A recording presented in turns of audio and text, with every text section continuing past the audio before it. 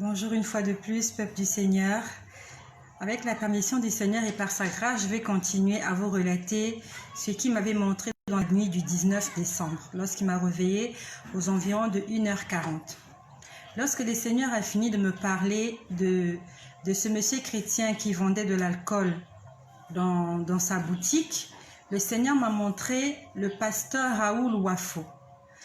Je ne le connais pas personnellement. Je le vois sur les réseaux sociaux et je suis ses prédications sur EMCI TV.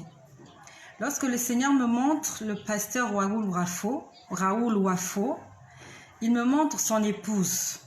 Je ne connais pas son épouse. Je ne connais même pas son prénom. Mais le Seigneur m'a montré son épouse, sa femme. Et je sais que sa femme, c'est celle qui s'assoit à côté de lui lorsqu'on monte à la chorale. Elle a des cheveux courts. Et elle est aussi à la chorale. Elle chante à la chorale. Et vous qui m'écoutez, si vous connaissez personnellement la femme du pasteur Raoul Wafo, il faut lui transmettre ce message. Je ne la connais pas. Le Seigneur m'a montré sa femme habillée d'une robe blanche. En fait, non, d'une robe de mariage.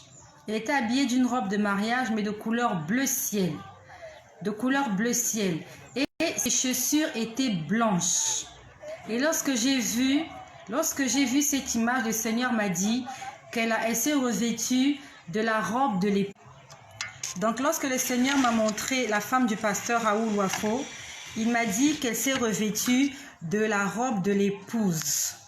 Et si vous la connaissez, dites-lui que le Seigneur veut qu'elle garde cette robe qu'elle a revêtue. Elle avait porté la robe de l'épouse. Sa robe couvrait tout son corps.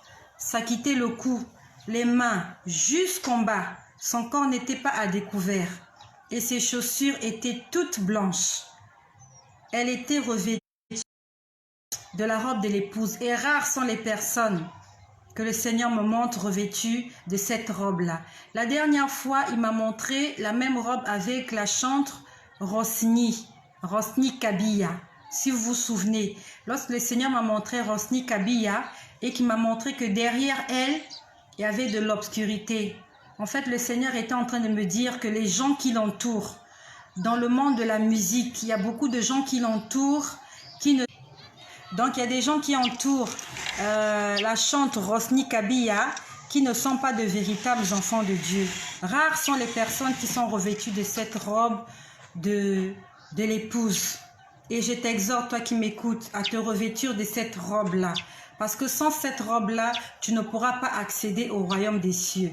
Puis après, j'entends, lorsqu'il m'a montré la robe de Madame Wafo, la femme de Raoul Wafo, il ne m'a pas parlé de Raoul Wafo. Il m'a juste montré sa femme, comment elle était revêtue spirituellement. Et si tu la connais, demande-lui de garder cette intimité qu'elle a avec le Seigneur. Il faut qu'elle garde cette intimité-là. Puis après, j'entends les temps de la fin. J'ai entendu les temps de la fin. Après, j'ai entendu les désirs charnels. Lorsque j'entends les désirs charnels, j'entends une personne parler. C'était un homme. Donc, lorsque le Seigneur m'a dit les désirs charnels, j'ai entendu un homme dire « Moi, j'ai seulement mes désirs ». C'était la voix d'un homme qui parlait. Il a dit « Moi, j'ai seulement mes désirs ». La Bible nous dit « Les désirs de la chair sont contraires aux désirs de l'esprit ». La chair, c'est notre moi. Tout ce que notre chair aime faire, l'Esprit de Dieu est contre cela. Notre chair aime manger, aime se réjouir, aime calomnier, aime pécher, aime se faire plaisir. Le Seigneur est contre toutes ces choses. Mais tout ce que nous n'aimons pas faire, notamment la prière, du temps dans la prière, dans la lecture biblique, dans la méditation, dans l'évangélisation, beaucoup de gens n'aiment pas faire ça. Et c'est ça que l'Esprit de Dieu aime. Une personne serait prête à rester toute une journée, à suivre la télé, à jouer aux cartes, aux jeux vidéo. Mais les gens ne sont pas prêts à rester une journée en train d'écouter l'évangile, en train d'évangéliser, en train de prier toute une journée, en train de lire la Bible toute une journée, en train de chanter toute une journée, le corps. La chair n'aime pas satisfaire les désirs de l'esprit. Combien de gens aujourd'hui sont prêts à se réveiller la nuit pour prier, pour implorer le Seigneur, juste pour lui rendre gloire, juste pour l'adorer. Nous sommes beaucoup plus prêts à nous réveiller pour implorer Dieu afin qu'il exauce nos prières, pour lui présenter nos doléances. Pour ça, nous sommes prêts. Mais combien sommes-nous à nous réveiller la nuit juste pour adorer Dieu, juste pour lui dire merci pour ce qu'il nous a donné, juste pour lui dire merci pour le sacrifice à la croix. Combien sommes-nous à prendre du temps pour dire merci à Dieu? Les désirs de la chair sont contraires aux désirs de l'esprit. La Bible nous dit qu'on ne se moque pas de Dieu. Ce qu'un homme aura semé, il le moissonnera. Soit la corruption qu'il aura moissonnée d'avoir satisfait sa chair, soit la vie éternelle qu'il aura moissonnée pour avoir satisfait l'Esprit de Dieu. Toi qui as dit ce jour-là, moi j'ai seulement mes désirs. Mais est-ce que tes désirs sont les désirs de l'esprit ou les désirs de la chair? Est-ce que tes désirs, c'est normal que tu aies des désirs, mais est-ce que tes désirs satisfont le cœur de Dieu ou alors font plaisir à l'ennemi, au malin? Le même démon que nous chassons dans nos maisons, c'est le même démon que nous invitons chaque fois que nous nous comportons mal. Lorsque nous sommes tourmentés, nous nous levons, nous crions au nom de Jésus. Quand nous avons fini la prière, nous sortons, nous allons calomnier, nous allons mentir, nous allons médire, nous allons plaisanter. Nous n'avons rien fait. Nous avons chassé celui que nous avons encore invité dans nos vies. Nous l'avons encore invité dans nos maisons. Nous devons prendre une décision. La Bible nous dit qu'on ne peut servir deux maîtres. Tu ne peux pas chasser un démon la nuit et le matin te réveiller, lui ouvrir encore la porte de ta maison. On ne se moque pas de Dieu. Parce que la Bible nous dit, lorsqu'on chasse un démon et qu'il s'en va, il va chercher des démons plus méchants et plus forts que lui. Et quand il revient et qu'il trouve la maison vide, ils viennent s'installer. Et la condition de cette personne devient pire que la première condition qu'elle avait. Ils reviennent en force. La première fois, tu les as chassés au nom de Jésus. La deuxième fois, tu seras obligé de jeûner et prier. Chose que beaucoup de gens n'aiment pas faire. Jeûner et prier. Nous sommes prêts à jeûner et prier pour avoir des faveurs divines. Le mariage, le travail, le voyage, le progrès, la prospérité, les enfants. Mais est-ce que nous sommes prêts à jeûner et prier pour que le Seigneur nous donne la force de lui obéir, pour que le Seigneur nous donne la force d'évangéliser, pour que le Seigneur nous donne la force de satisfaire son esprit? Combien sommes-nous à être prêts à nous battre corps et âme pour réjouir le cœur de notre Créateur? Et pour terminer, j'ai entendu une chanson. Ce 19 décembre 2020, j'ai entendu une chanson. Et j'aimerais vous chanter cette chanson-là. J'aimerais que vous puissiez la chanter avec moi.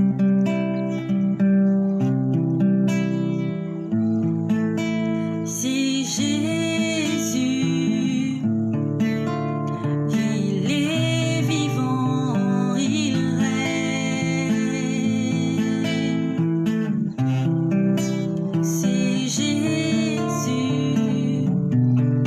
il est vivant, il règne. Bendit mina Yesue, Alléluia, Amen. Tokumi Samasia, Alléluia, Amen.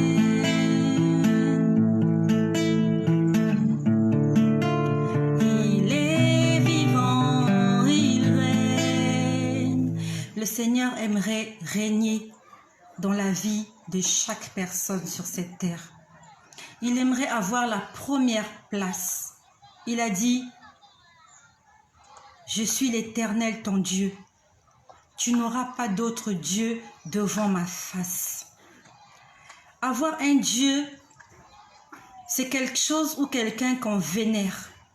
C'est quelque chose ou quelqu'un qui prend tout notre temps, qui prend toute notre énergie.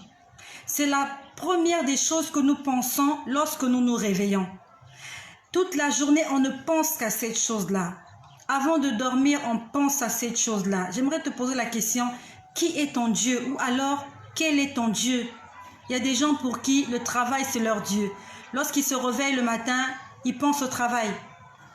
Il y a des gens pour qui sa femme est son Dieu. Lorsqu'il se réveille le matin, il pense à sa femme, à sa fiancée, à ses enfants. Ce n'est pas mauvais.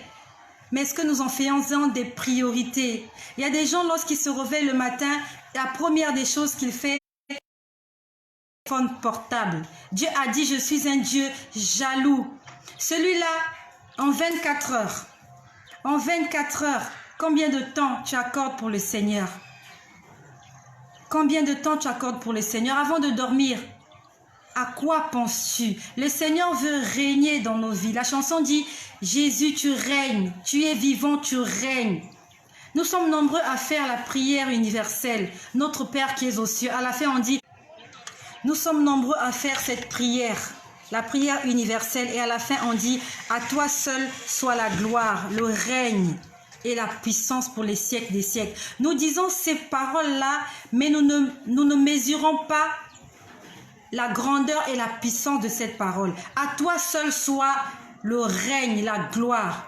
Nous l'invitons dans nos vies lorsque nous disons à toi seul soit la gloire, le règne. Plusieurs personnes le disent, mais ne connaissent pas la valeur de ces paroles. À toi seul soit la gloire, le règne et la puissance. Où? Dans nos vies, dans nos cœurs. Puisqu'au départ, on dit notre Père qui est aux cieux. C'est-à-dire que c'est notre Père, c'est à notre Père que soit la gloire, le règne. Est-ce que Dieu règne vraiment dans ta vie? Le règne signifie exercer un pouvoir souverain. Est-ce que Dieu exerce un pouvoir souverain dans ta vie? Est-ce que Dieu gouverne ta vie? Est-ce que Dieu domine? Celui qui règne, c'est celui qui domine. C'est comme le avoir le règne, exercer le règne dans la vie de quelqu'un, c'est avoir une influence considérable sur la vie de cette personne, sur les pensées de cette personne, sur les actes de cette personne. Est-ce que Dieu a une influence dans ton comportement, dans tes pensées, dans ta vie, dans ton langage? Est-ce que Dieu a impacté ta vie lorsque tu dis à toi seul soit le règne? Est-ce que Dieu a le règne dans ta vie? Est-ce qu'il gouverne ta vie? Il faut que tu te poses la question. Et j'aimerais t'inviter la prochaine fois quand tu feras cette prière universelle de notre Père qui est aux cieux. Lorsque tu arrives à la fin, au lieu de dire « À toi seul soit la gloire, le règne au siècle des siècles », dis « Seigneur Jésus, aide-moi à te laisser prendre le règne de ma vie, à te laisser te glorifier dans ma vie. » Ne dis plus à toi seul soit la gloire, parce que la gloire appartient déjà à Dieu. Que tu le dises ou que tu ne le dises pas, que nous le voulions ou que nous ne le voulions pas, Dieu reste Dieu. À ce moment-là, changeons notre façon de prier. Dis-lui, Seigneur, j'aimerais que tu règnes dans ma vie. J'aimerais que ta gloire se manifeste dans ma vie. Jamais. La prochaine fois que tu feras la prière universelle de notre Père, ne dis plus... C'est un conseil que je te donne. C'est le Seigneur, je suis guidé par le Seigneur. La Bible nous dit, c'est par nos paroles que nous serons justes.